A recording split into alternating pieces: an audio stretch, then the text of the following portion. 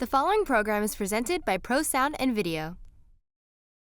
Today on Broward Teen News, we're at Cypress Bay High School to learn all about the home of the Lightning. Stay tuned to learn about a promising young racer, A musical event supporting Venezuelans, an up-and-coming pie restaurant, and much, much more.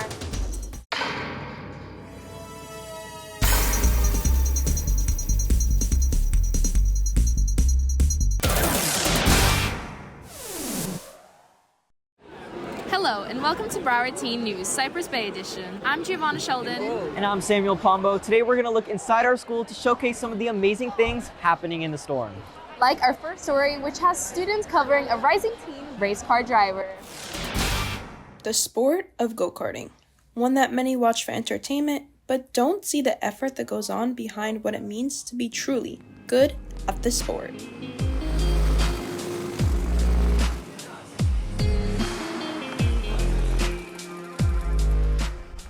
For example, is high school student named Dylan Tripoli. He has been racing for many years now, and many more to come. So go-karting is fun to me. It's always been fun to me. I've been doing this literally since I was 3 years old, from like little Power Wheels things. So Dylan got into the karting by doing just normal go-karts at places, whether Celebration Station. Liked it, enjoyed it. Then he found a more competitive go-karting place called K1 Speed. They're national. They were fortunate enough to have one here in Fort Lauderdale. So he started going there. They have a race series that goes on all year, one race a month. And he started doing that, competing in that, really enjoyed it, really loved it.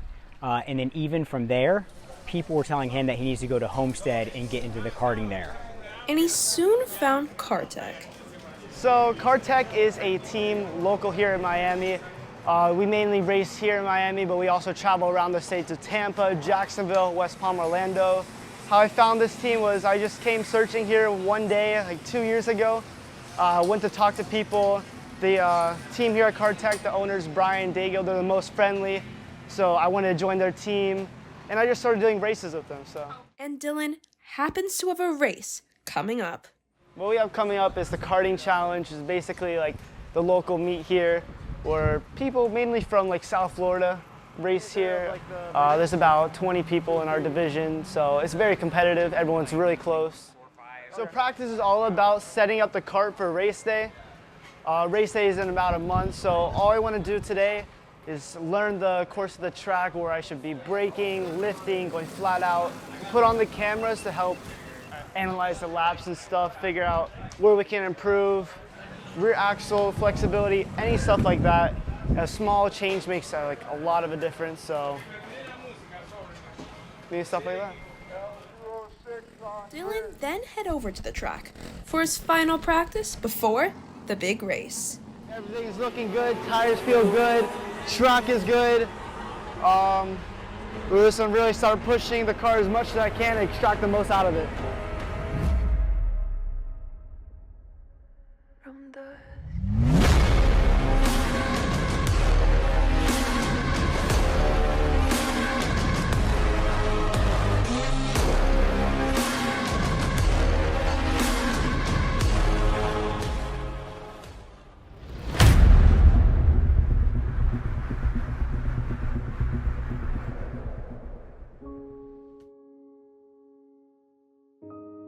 So the race, not to plan at all. It's just part of the sport. I got a good start.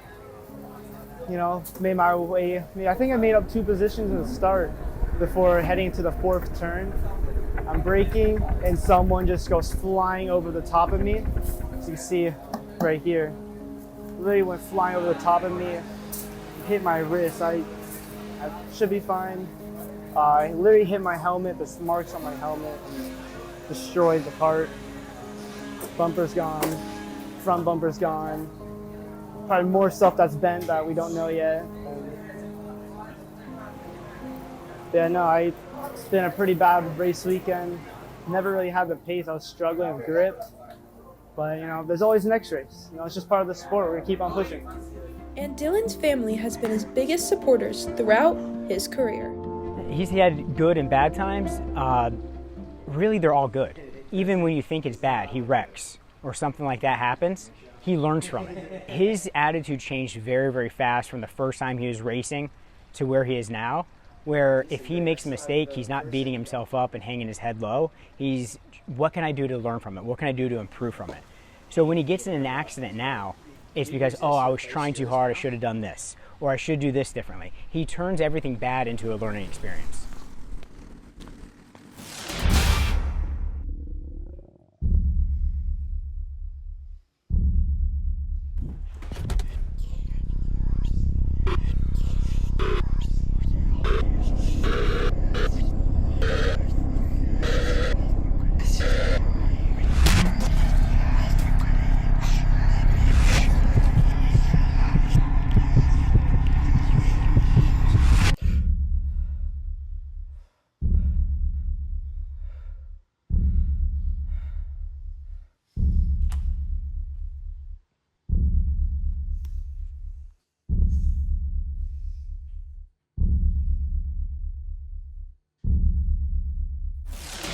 Here at BTN, we have the pleasure of working with other schools in the area to find out what's going on here in South Florida. Here's a story from Christopher Columbus High School on a special event supporting the Venezuelan community. Miami is known for the diverse culture within its communities.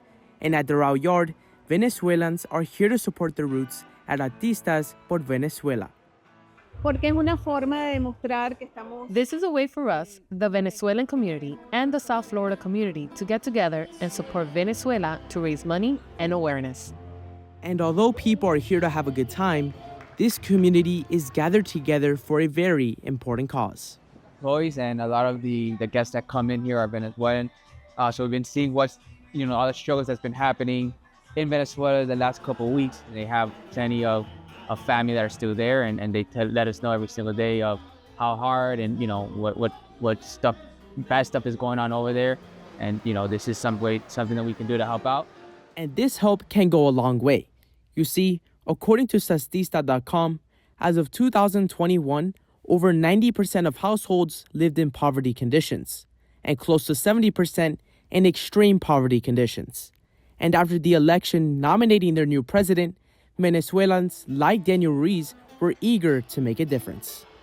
If you see this event, it's a very happy event, lifting the morale up because it's a very dark situation. So a little bit of lighter energy can help enhance the mood of people and give them a little energy to keep on going, because it needs to keep on going. So yeah. It's really sad to see what's happening in Venezuela, especially because for me, I used to live there and I still have family there too. And it's events like these that we, as a community, need to come and raise awareness for Venezuela. It's the only way that we can make a difference.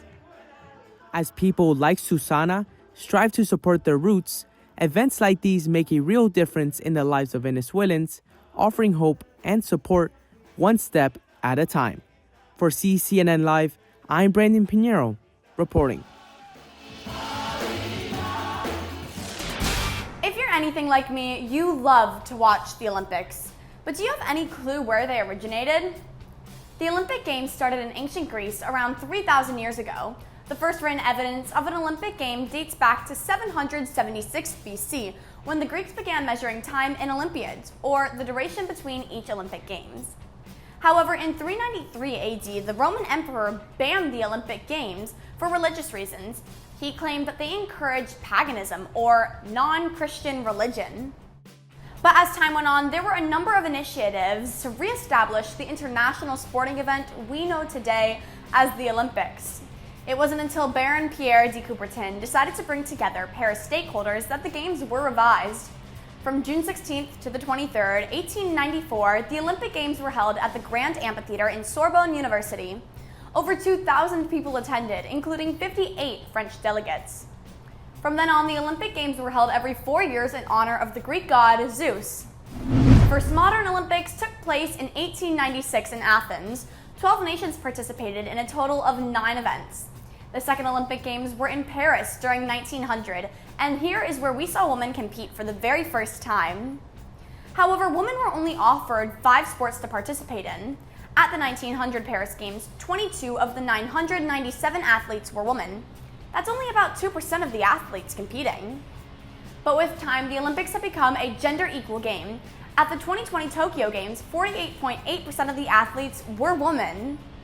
Going back to 1896, there were a total of 9 sporting events, and looking at the 2024 Paris Games, there were 32 different categories, ranging from archery to Olympics' newest addition, breakdancing.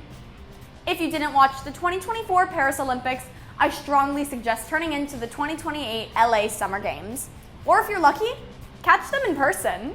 My name is Linda Dubrow, CBTV. On a rainy day like this, most people are inside, which is why it might be confusing to find a sign leading to a car show with just one car. So, today I decided to speak with its owner to see what this was all about. Hey, my name is Dirk Dijon. There's a group, a club, it's called the Antique Automobile Club of America, and it's over 50 years old in the Fort Lauderdale area. We have about 90 members now. We all have different cars that we collect and we take to different shows and stuff. Unfortunately, the weather did not cooperate with us today, but we try to do a show at least once a month. So you're getting together with your friends and your buddies, you know, and you're sharing stories about cars. And it's a lot of fun. Plus, we do a lot for the community, too. But at the end of the day, a car show can't be a car show without a car. Yeah, that car is interesting. I bought it out of Indianapolis, Indiana, and the gentleman I bought it from, he was able to give me all the documentation, and I was able to get the original buyer's order. So it was kind of neat to have a one-owner car with low mileage. People have relationship with cars, you know, like when I was a kid, I remember, you know, driving a car, and my grandpa used to have a car like that. And as the cars get older, they're also like moving art. When cars were designed and built, they were done in studios, and you would have a guy who did interior pieces, another person do the outside and put them all together. It was really big for art, and so it's like a rolling billboard of art, which is kind of neat. I'm Brian Baumfim, CBTV. In Hispanic culture, there are thousands of legends passed across generations, most of which are used to teach children important lessons. Here's Samuel sharing some of his favorites. With both October and Hispanic Heritage Month right around the corner, it seems like the perfect time to talk about some of my favorite chilling tales that both me and my friends' parents would often tell us. Starting off with a legend from my own home country of Venezuela, El Silbón, or the Whistler, is said to be the restless spirit of a young man condemned to wander the plains, eternally carrying a sack of his father's bones, a gruesome punishment for having murdered him. His eerie whistling tune is what scared me and my sister the most as kids. Our father would warn us of his deceiving sounds. The closer he is, the softer it seems. Those who hear his whistle may be marked for death.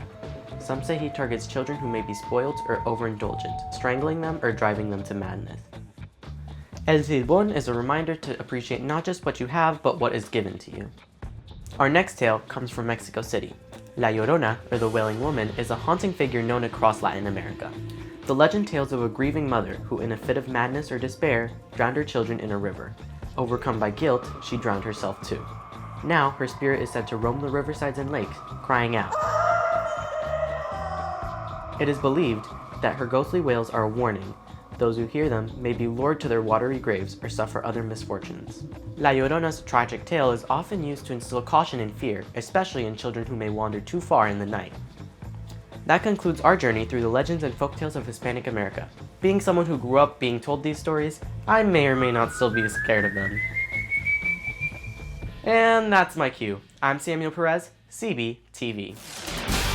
Everyone wants to be heard, but sometimes it feels like your voice gets drowned out under all the noise.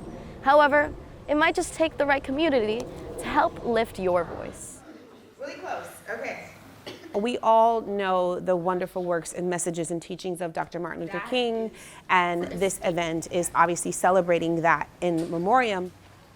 Also, it's to empower young people to use their voices in a very same fashion as Dr. Martin Luther King did, to express the things that they are concerned about. This workshop is only one part of a greater goal of growing camaraderie among young poets.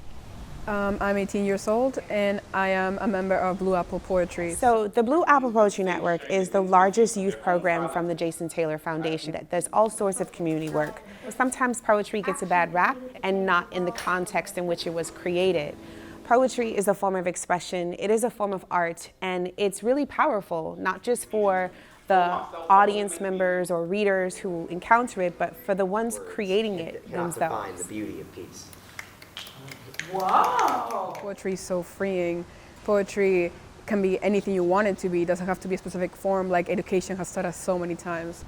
For these inspired teens, their writing gives their generation a voice. To me, poetry has also been a form of activism. So deeply connected to a lot of minorities and communities in the United States, so I want to be a voice for them. I want to generate this community because it truly takes a village for our voices to be heard. It's a wonderful experience, and I truly recommend it for anybody, even if they're not poets or they don't believe they're poets. It starts as small as picking up a pen, but each stroke has the potential to become a tidal wave. Be loud, and together our voices will be heard. Reporting for Student Television Network, I'm Nicole Pineros. Hello, my name is Juan Galindo. I work for my family company, which is Bluapple Grooming. I work as an administrator, and I also go down and clean the dogs up. Like, I go there and cut their hair, give them a bath, cut their nails, clean their ears, brush their teeth sometimes, and yeah, it's a pretty good job. We've been working on this company. We had this company for more than 4 years. Nosotros empezamos en Wow Pets Mobile Grooming en el año 2020, año de la pandemia. Cuando nosotros llegamos a Estados Unidos en el 2018 por la situación que estábamos viviendo en Colombia, de salvar la vida de mi familia y la vida mía por la condición social que se estaba viviendo en Colombia. La empresa donde nosotros trabajábamos cerró y las condiciones de vida de nosotros no nos permitía decir, ok, mi empresa cerró, todo el mundo va a cerrar, porque nosotros teníamos que dar el sustento a nuestra familia.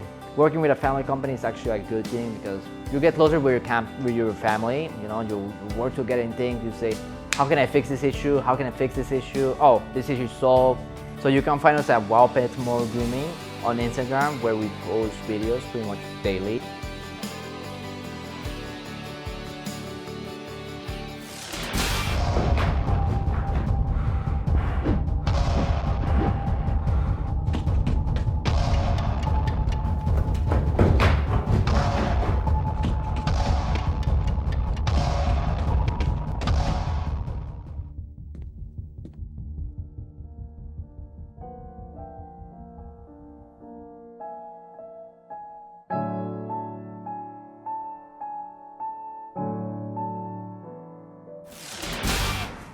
In our local community, many find ways to stay active, but Soldier Rush brings the energy for a special purpose. So Soldier Rush is an obstacle course race. It's kind of a military theme.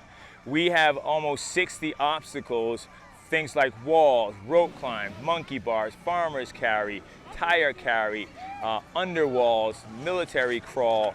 You pull in a jerry can, all kinds of stuff. No matter what your fitness level is, you can participate in Soldier Rush. And at the end, you're gonna have a sense of accomplishment. But the madness from these obstacles are taken from Manny's personal experience. So I created Soldier Rush because I'm a Marine Corps veteran, and I wanted to give back to our community with our first responders and our military veterans. You know, joining the Marine Corps was an amazing thing for me to do. It has taught me so much in my life about discipline, how to be able to persevere in a lot of things in life. You know, boot camp was just an experience in the Marine Corps, Paris Island, that, you know, you overcome so many obstacles. So at a young age, being able to overcome all these obstacles, and right before I started my life, you know, it just allowed me to be able to, you know, accomplish so much more. The takeaway from this event, you know, I hope people have that sense of understanding that they can accomplish more than what they think they normally can, okay? That's what Soldier Rush is all about for the participants, is understand why they're doing it. They're doing it for our veterans and first responders who are constantly uncomfortable. So I want them to think about those people while they go through the event, and, you know, have that kind of fuel you and give you that drive to be able to push forward. And Manny's methods may be mad, but it teaches an important lesson. You know, life is uncomfortable sometimes, but we got to get comfortable being uncomfortable. Reporting for Student Television Network, I'm Maria Ojeda. Yourself beyond your limits. Most of the largest restaurants in the world had humble beginnings. Some starting at small chains, family-owned business, or even simple stands on the street. Reporters over at CCNN Live covered a man with a sweet upcoming business. Here in America, many people lost their jobs during the COVID-19 pandemic. But a certain someone here in South Florida found his calling serving a certain sweet and sour delight. Yo! So the business got started in 2020 when I got furloughed like everyone else during COVID. I had no way of knowing when work was going to start up again. So I started selling slices of my key lime pie in the front yard. I got a reputation for being pretty good, and now it's picked up to the point where you might be looking at the final days out here in the driveway. Josh's driveway stand has been a hit since opening. His success as sweet as his pies, racking up countless 5-star reviews and gaining thousands of customers over the last 4 years.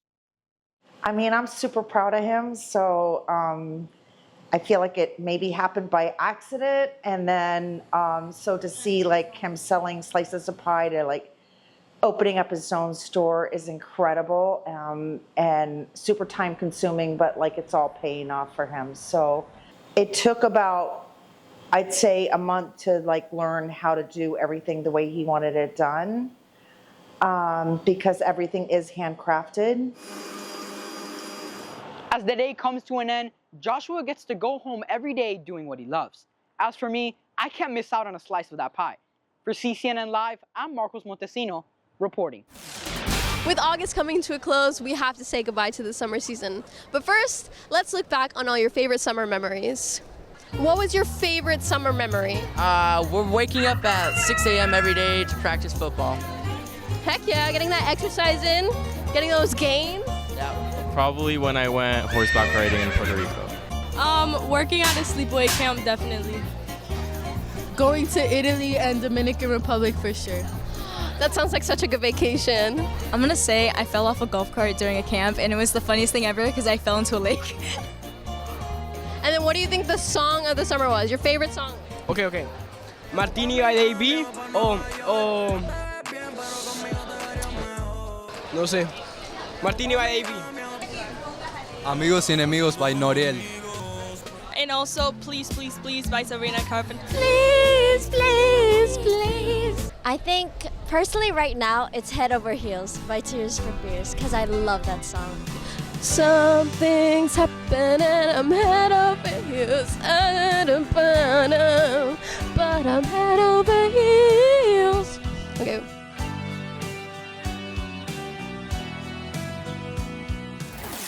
Well, that wraps it up from Cypress Bay. I'm Giovanna Sheldon. And I'm Samuel Palmo. If you want to see more stories like these and more, make sure to follow us on Broward Teen News Facebook page. See you next time.